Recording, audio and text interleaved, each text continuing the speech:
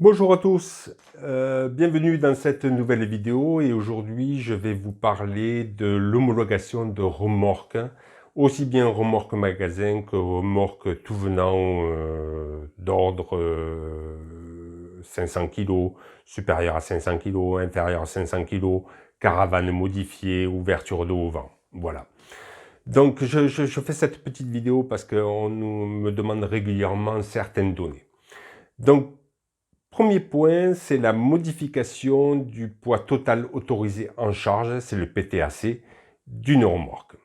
Alors, il faut savoir que la modification du PTAC est possible si le constructeur peut rapprocher votre remorque d'un autre type réceptionné par le constructeur. Ensuite, deuxième point, dois-je faire réceptionner une remorque de moins de 500 kg? Alors, il y a le oui et le non, et je vais vous préciser les deux conditions. Toutes les remorques qui sont mises en service à partir du 29 octobre 2012, y compris celles de moins de 500 kg en charge, doivent faire l'objet d'une homologation avant leur mise en circulation. Alors pour les remorques construites en série, cette obligation s'applique dès le 29 octobre 2010. Le constructeur ou le particulier qui construit la remorque doit en demander l'homologation auprès de la DREAL. L'homologation peut être une réception individuelle pour un particulier ou une réception nationale par type de petite série NKS pour un constructeur qui produit cette remorque en série. Alors faites attention parce qu'il y a une nuance, ces remorques ne font toutefois pas l'objet d'une délivrance de certificat d'immatriculation. Et elles doivent donc être munies à l'arrière d'une plaque d'immatriculation reproduisant la plaque arrière du véhicule qui tracte la remorque. Vous trouverez juste en dessous une fiche de constitution du dossier de réception d'une remorque.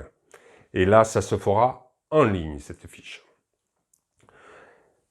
Une remorque de poids total autorisé en charge inférieure à 500 kg mise en circulation avant le 29 octobre 2012 est exempte de réception.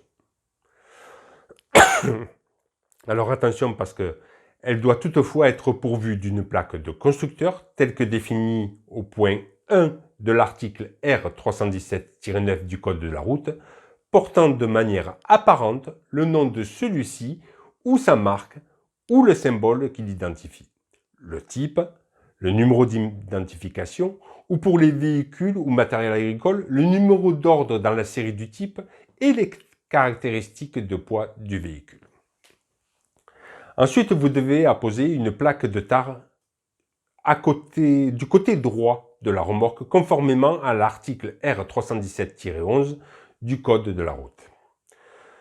Selon le point numéro 2 du 5e article, l'article R317-9 précité, le numéro d'identification de la remorque doit être frappé à froid dans la moitié droite du véhicule de façon à être facilement lisible à un endroit accessible sur le châssis ou sur un élément essentiel et indémontable du véhicule. Deuxième point, quelles sont les démarches pour faire réceptionner une remorque? Alors vous aurez en téléchargement juste en dessous la fiche de constitution du dossier. Si vous souhaitez importer une remorque en provenance d'un pays européen, vous trouverez également les informations générales sur l'importation de véhicules en cliquant sur un lien qui sera spécifié dans le descriptif en dessous. Si votre véhicule ne bénéficie pas d'une réception européenne, une réception par les services de la DREAL est nécessaire à son immatriculation. Vous aurez également la fiche téléchargeable juste en dessous. Autre point, si vous souhaitez transformer une ancienne caravane en remorque, quelles sont les démarches? Alors cette transformation est possible et nécessite la réception par les services de la DREAL, toujours la DREAL, et attention parce que l'accord du constructeur de la caravane doit impérativement être obtenu. Pour la constitution du dossier, vous vous référez à une fiche que j'aurais mis et qui est consultable juste en dessous. Pour les caravanes, si vous souhaitez créer une ouverture en face latérale afin d'en faire une remorque magasin, quelles sont les démarches?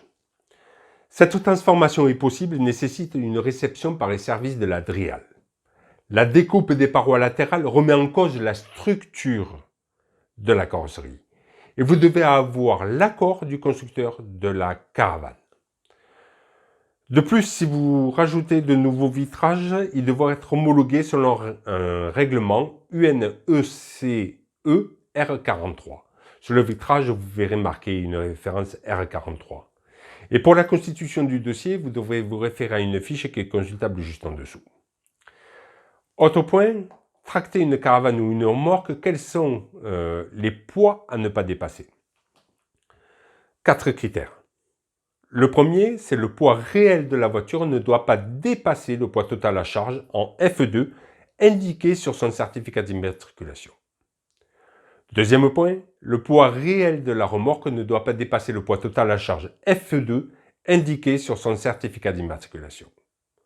Troisième point, le poids réel de l'ensemble, poids réel de la voiture plus le poids réel de la remorque, ne doit pas dépasser le PTRA F3 indiqué sur le certificat d'immatriculation de la voiture.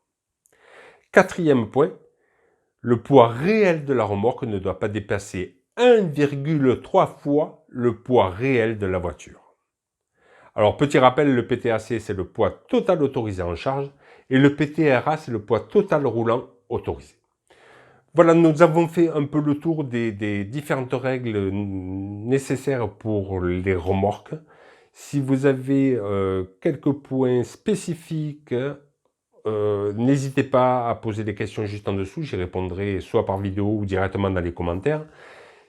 Je sais que c'est une vidéo très technique. N'hésitez pas à la regarder, la re-regarder, réanalyser, à aller consulter aussi les points différents qui sont dans la description.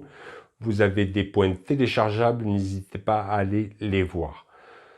Je vous conseille d'aller visualiser différents points qui sont précisés auprès des services de l'Adréal. C'est très réglementé. Dans la prochaine vidéo, nous allons aborder un autre point qui est sensible, où j'ai beaucoup de questions qui concernent les coffres à gaz. D'ailleurs, Patrice m'a posé une question, j'y reviendrai. Il y a une confusion qui est faite entre les vannes aménagées, les caravanes et les food trucks. Ce sont des points essentiels où il y a une différence entre l'un et l'autre et j'y reviendrai dessus dans la prochaine vidéo. Je vous dis ciao ciao et à très vite pour le point essentiel concernant les coffres à gaz.